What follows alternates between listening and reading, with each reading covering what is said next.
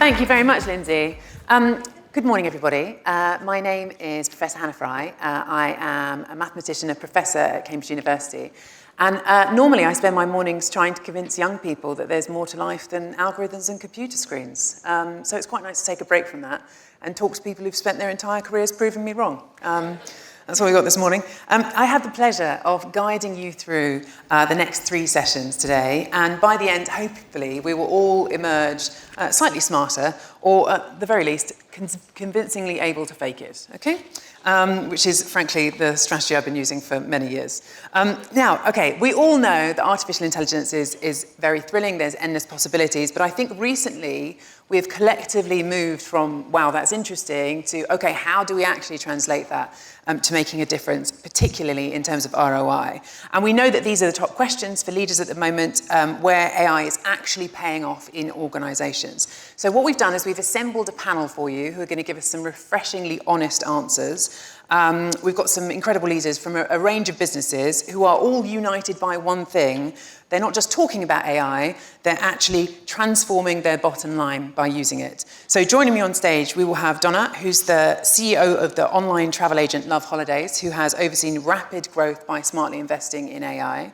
Then Oscar, who's the CEO and co-founder of Epidemic Sound, a high-growth unicorn startup at the forefront of AI-powered marketing. And of course, Yonja, who leads Google's marketing across EMEA. She previously spent 10 years at Unilever and also sits on the board of Kering. Please join me in welcoming them to the stage. Thank you.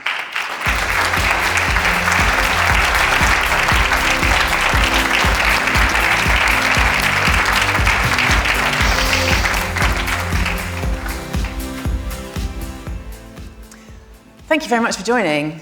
All of you. I guess a question to all of you at first, but we'll go for you first if we can. How is AI sort of redefining what it means to be a successful leader at the moment? Well, first of all, to introduce Love Holidays very quickly, because I understood yesterday that there are 20 plus nationalities, so some of you might not know what Love Holidays is, and it has nothing to do with Love Islands, by the way, just in case. So Love Holiday is an OTA, an online travel agent, as you've mentioned. So we operate in the very, very big travel industry.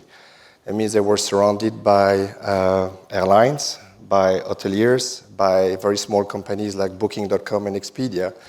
So if you're a small business like Love Holidays, if you want to live, survive, and grab market share, you need to be very creative. And we've done this by always adapting and adopting technology very fast and a little bit faster than everybody else.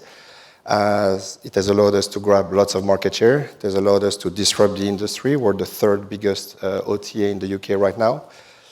We have some people for Germany. You have a big tour operator called TUI. Just to give you an idea, we were founded 12 years ago, and within a year, we will probably be bigger than them. And we've done this by using technology and AI, and I guess we'll give some example a little bit later. And the last thing I'll just say is that what we're trying to do is always build room for experimentation. Like, we test very quickly, we fail even quicker, we try not to fail twice, and we try to implement it as quickly as possible. Oscar, how about you? What kind of new muscle are you finding that leaders need to develop? So I have a few reflections on that. I think that probably the first thing that needs to happen is leaders need to be much more vulnerable than they've been before. I think it needs to be a badge of honor to start saying that you don't know things. That's not sort of used nearly enough. The reason is, I think that we're standing in the beginning of like a Silicon Cambrian explosion, as it were. And if we're being honest, nobody really knows what's going to happen, right? So we need to embrace that. The second thing is that I think that we need to sort of add an additional skill set to how we operate. So I think that we need to be, leaders previously being very sort of comprehensive, and I think that needs a companion. I think that companion her name is curiosity. So I think that we need to be much more curious. We were listening to Elif the other day, and it's interesting because she had this great expression where she spoke about knowledge, information, knowledge, and wisdom. And I think that we're very much on that journey, and we're trying to get from information to knowledge to wisdom. And I love the quote, which is, see if I can get this right. Knowledge is knowing that tomatoes are a fruit. Wisdom is not putting them in a fruit salad. And that's complicated stuff, right? And so getting there, I think we need to be super humble. And then I think that the last point is that we need to act appropriately. And so I think that's leading by example. I think it's about engineering the outcomes that we want to see. And then I think it's super important that we start embracing learning as opposed to only embracing wins. Because if we're being honest, there's going to be much more learnings than there are going to be wins initially. And as leaders, we need to be very clear about that's something that we really aspire to sort of accumulate. Amazing. Yonja, I see you nodding along. Yeah, Curiosity and learning. Go ahead. I just want to say, just because I'm at Google and I'm a geek, it's very that vulnerability and experimentation that you mentioned is so true. So we have to we're still figuring this out as well. I was talking to Mark Reed. He's not here today, but he was here Sunday night. He's the CEO of WPP, this largest media and advertising agency holding company. And we were reflecting on how there isn't a single element of marketing from insight to, measuring how the campaign went afterwards that is not being disrupted by AI. I mean, my industry in marketing is seeing major changes. So there are 3 areas that are being impacted. One is time, the other is budget, the other is impact. We never have enough time. Us marketing people, we always want more budget, and we always, or our CFOs always want more impact with the money we have. So AI is really enabling all 3, and let me just give an example. For example, time. When my team, whether they're in research or creative production or media, when they use these AI tools, they tell me they get to 90% good work in 10% of the time. Now that's amazing. That means they have so much time left to get that good to great rather than working so much on getting to good. You see where I'm going. So there's a lot, incredible time saving. Second is money. So I'm on the board of Kering, this luxury group company that owns Gucci, Saint Laurent, little ad break. The CFO was talking about how much the media agency, we renegotiated the contracts with the media agency and saved money. And I said, you can save as much money, which is significant, I'm not at liberty to say, if you use these AI tools. And that's like, oh, wow, what is it? Da-da-da. So that's another thing. And then the third is impact. We're seeing up to 10 times more impact using these tools. I guess the final thing is, I'm very excited about AI, but one thing that is not changing is we're storytellers, and AI, these are just more tools in our toolbox. So that's really not changing and going away. All the women in the audience suddenly jealous of your wardrobe. Oh, I have a discount. I couldn't use it. Well, let's get onto some of the specifics then. So Oscar, tell us a little bit about your company and the types of tools that you're using. Okay, I think that in the interest of time, I'll not dive into talking about epidemic. We soundtrack the internet, full stop, and we're huge friends and fans of YouTube. So we'll leave it at that.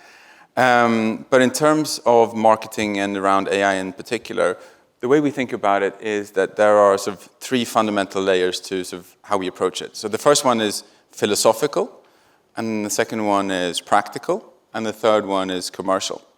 So if we try and sort of unpack them. So first off, on a philosophical level, there was this great American marketeer, late 19th century, called John Winamaker, who, I'm going to butcher his quote because I always do, but it's something along the lines of, half of my marketing works really well. The problem is I don't know what half. It's an excellent quote, but there's also a paradigm shift because that quote fundamentally isn't true anymore. Like, that's the beautiful thing with digitalization in general and AI in particular. Suddenly we know exactly how everything is working. We know the good, we know the bad, we know the ugly. And that's a beautiful thing because that fundamentally allows us to think differently. If you move closer to home, and so we get to another sort of, big thinker, George Orwell. He famously said, like, all animals are equal, but some animals are more equal than others.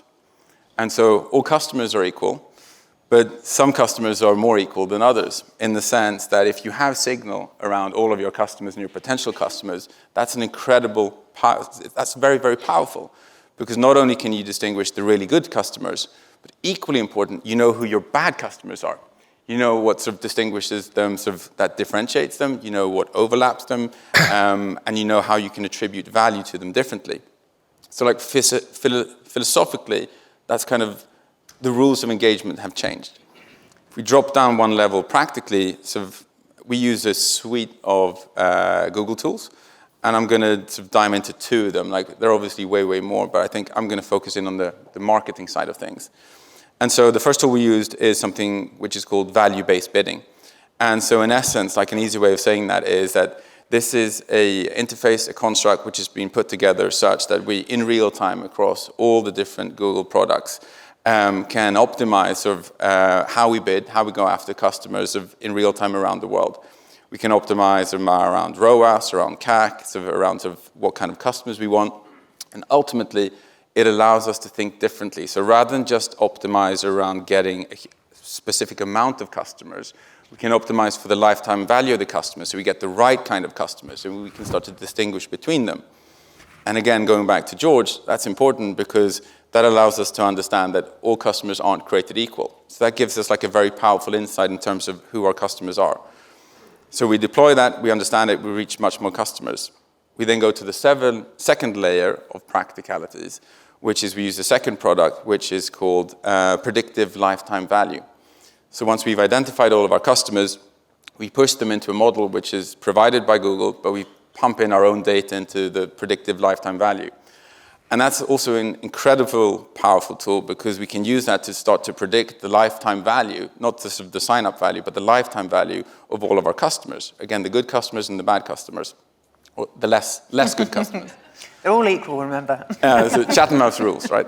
And so that gives us much more granularity, and we can start to understand the beginning of our funnel.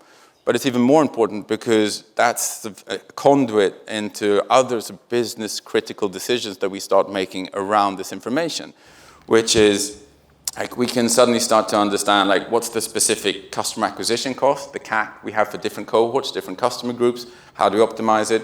We can start thinking about segmentation. We can be much more granular around it. It informs our roadmap. It can help us with retention. It also allows us to personalize all of our marketing on almost like an individual level. So we can have specific different meeting pieces of content, different copy on a customer by customer level as well as on a cohort level, which was inconceivable before. Like going back to CFOs, my CFO loves it because we can now start to predict revenue and lifetime value, so planning becomes way, way simpler.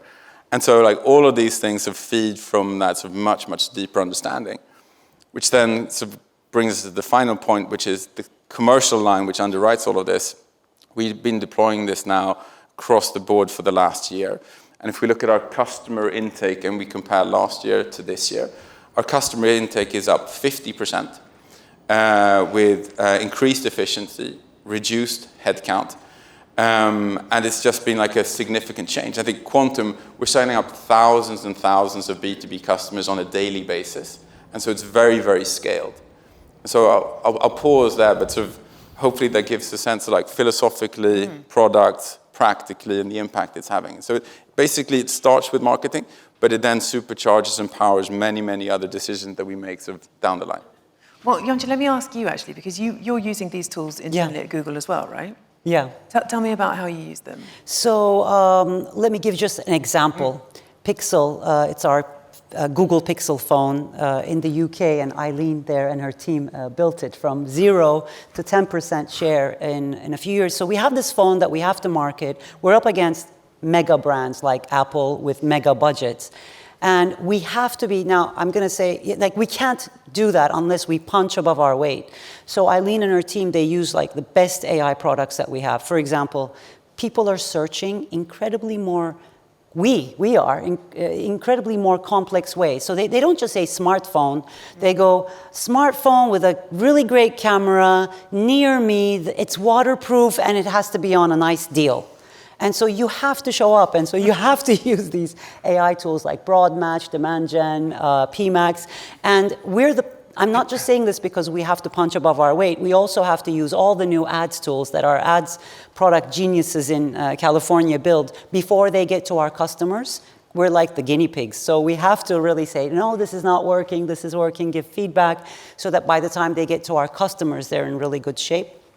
So we have to use these products, and when we see customers now using PMax, they're getting 18% more conversion. So this stuff really works, and that brings me to the reflection that I had on Sunday when I was thinking, we went from the, wow, this AI is great, but how do I use it, a couple of years ago, to hey, I'm using it, but does it have any impact? That was kind of my Cannes Advertising Festival hallway conversation last year, to really seeing impact this year. And so, and then that's just the search side. What about YouTube? That's where brands are made. That's where social is. It's the world's second biggest search engine, YouTube. And it's also a great platform where culture is taking place, where brands are built, and we're using our AI products there as well to get us more reach and to reach more people. Larry Page, that's the last thing I'll say on this. Larry Page, our co-founder, he said that the best ads are answers. And I really, really aspire to that. I actually think advertising needs a rebrand, like ads remind you of intrusive, unrelevant things.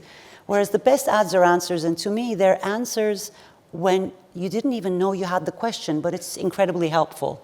And AI is really turbocharging that, so I'm really excited about that. I do wonder, though, if we're already at the stage where AI is making a tangible difference to the bottom line and the effects that you're having. And you, of course, being CMO at EMEA, kind of on the front line of the AI tools. Are you worried about AI taking your job in the future? I mean, of everybody. Yeah, I mean, well, who knows, Hannah? Who knows? Like I said, my industry is being disrupted in every element. So there's definitely that. But honestly, one thing I know for sure, that if I don't use these tools, I will definitely be replaced by marketers who are using them. So. And Donna, you started off our session by talking about the incredible growth that Love Holidays has had. Just tell us a little bit more about that and how AI has fed into it. Yeah, so I won't be as eloquent as my two colleagues, and I don't have great quotes, but I'm going to tell you the story of my life. Even if you don't care, I'll tell you because it's easier to remember. So I'm not a travel guy, and so I've decided to join this little company in December 2020. Do you remember? 3 months before COVID. Great idea to move to a travel business. And it's a small business, it's a startup. And so 3 months in, COVID happens. And I'm sure you all remember, because most of you are big travelers. If you remember, the main issue it was for you to get your refunds. You remember? You had spent lots of money with airlines and whatever, and you wanted to have a refund, and there was no refund coming because, number one, if the airline had refunded you immediately, they would have been bust. And secondly, because we were absolutely not equipped to deal with that. Just to give you one number, because people won't remember number, but remember the story. Before I came, we usually had every year 20,000 requests for people to change their flights, get a refund or whatever. In the first 6 months of COVID, we got 360,000. So for a small company of 120 people, I can tell you we were completely under the cosh, like didn't know the difference between the left and the right. And so I went to my brilliant CTO who was in the room, and I said, Mike, we have a problem. So you got to find me a solution to get those refunds, in a much quicker and better way, because otherwise those people are going to kill me.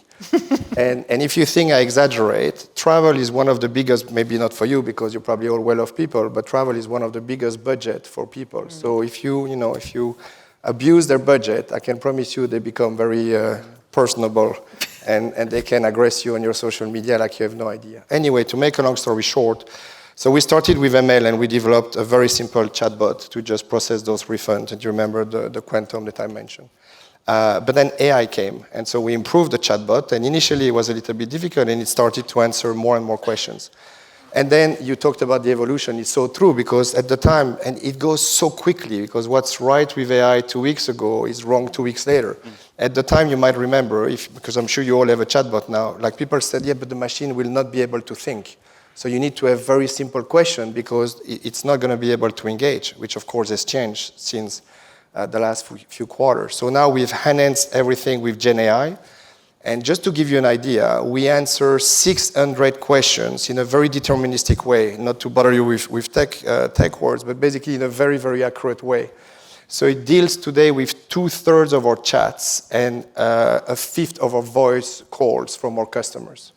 Now, I also have to tell you a little bit about numbers. We had 1 million customers in 2019. We have 6 million now. Like the growth of this business has been fascinating. So if you apply, roughly every year, we have between 500,000 to 800,000 changes coming from the suppliers or coming from the customer. And so it has been resolved by the machine. It saves us, good for the CFO, we've saved £4 million. It saves us 300 agents. Now, don't get me wrong, we use the agents to do something more because sometimes you have more complex, more emotive problems that you need to resolve.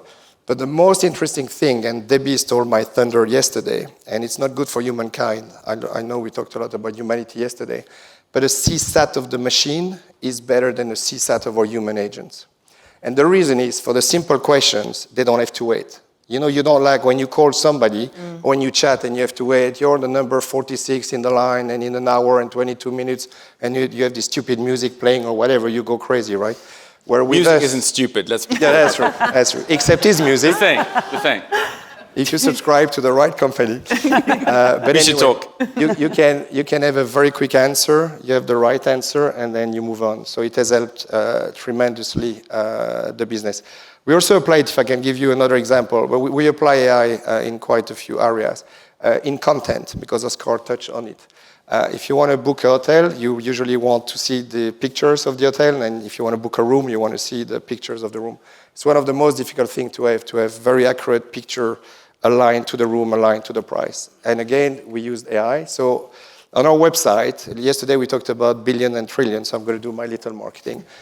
So we bring together 140 airlines with 40,000 hotels. So if you take all the schedule of the airlines and all the type of rooms of those hotels, it creates over 11 trillion, with a T, packages. And so in order to get rooms for all those packages, we've used AI. So we have now pictures for everything. The quality of the picture has been enhanced, the quantity, of course, of the pictures, and more interestingly, the sort order of the pictures. Of course, we test everything. We do A/B testing with everything. And we've realized that depending of the order of the pictures, you get a better conversion. All of this, for a small company now, we're like 450 people, would not have been possible without AI. Absolutely amazing. I mean, you see how the things you were saying about curiosity and being flexible and humble, I mean, really feeds in to be able to change track as the AI itself is changing. But Oscar, if you could give the people in the room one piece of advice, something tangible, what would it be? I can give you one piece of advice. It's maybe not tangible, but it's very straightforward. It's to fall in love. I think you need to fall in love with your customers' problem sets. It's as simple as that. I think you need to obsess around their hopes, their dreams, their win, their losses, and really immerse yourself in their situation. Because I think that what AI does, it's, as I alluded to before, it's been a game changer, but it's ultimately, we've gone from being builders and plumbers, and we now get to be architects. Because the building and the plumbing is taken care of by AI. But never lose track of the fact that we are the architects. We're the architects of how we help customers solve their problems because we understand them just as well as they do. And if you abdicate from that and you think, well, AI can do that, I think then you're royally screwed. And so to fall in love with your customer's problem set and obsess around that. That would be my advice. Not tangible, but specific. Well, it is definitely specific. Yonja, for you, well, what piece of advice would you give? I guess I just want to preempt by saying, my daughter has a saying. She says, I say, how are you feeling, Yesham? I'm nervous-sighted, Mommy. Oh, okay. She's dyslexic and comes up with these words. And I'm nervous-sighted about AI. And I bang on and on about AI. But what I care about, what I'm excited about is AI in the hands of our customers, you know, the things that people, my team is doing with them. And I guess if I have one piece of advice, it's what I said to the board as well. Don't ask, what is my AI strategy? But ask, how will AI boost my strategy? And even I've learned some great things today just being on this panel. A great piece of advice. And to you, Don. For the last 20 minutes, I was thinking of a quote. I got to give it. Ask not. I read something which was well said, which said AI is not going to replace people, but people who know AI will replace people who don't know AI. Yeah. And I agree with Oscar. I think you need to embrace it, because if you don't embrace it, it's going to take you over anyway. Something we're trying to do in Love Holidays is to embed it in the daily lives of people. Because actually, interestingly enough, yesterday when we all had a drink or whatever, and you hear people saying, yes, I'm using a little bit of notebook, and I've used these pictures, and I've done this funny video. But in big businesses, maybe you can do that. But in small businesses, you've got to be very focused. So what we're trying to do is to be focused on a few goals, and then make sure that everybody row in the same direction. And to do that, we've embedded actually Gemini in the daily lives of all our employees. We gave them access to the license. We give them training. We give them the tools. We create the space for innovation. I know it sounds a little bit old-fashioned, but we create a quarterly hackathon where everybody can come, not only the engineers and the geeks, but also, HR, finance, not that HR and finance are not geeks, but, So you're just trying to create a little bit of emulation just to make sure that people embrace the tool, because it's going to take over. We all heard yesterday, it's a once-in-a-lifetime generation evolution, so better to be on board. Absolutely. I imagine that one's going to be quoted in future. Thank you very much to all of you. Thank you. Thank you, Anna. Thank you. Thank you very much indeed.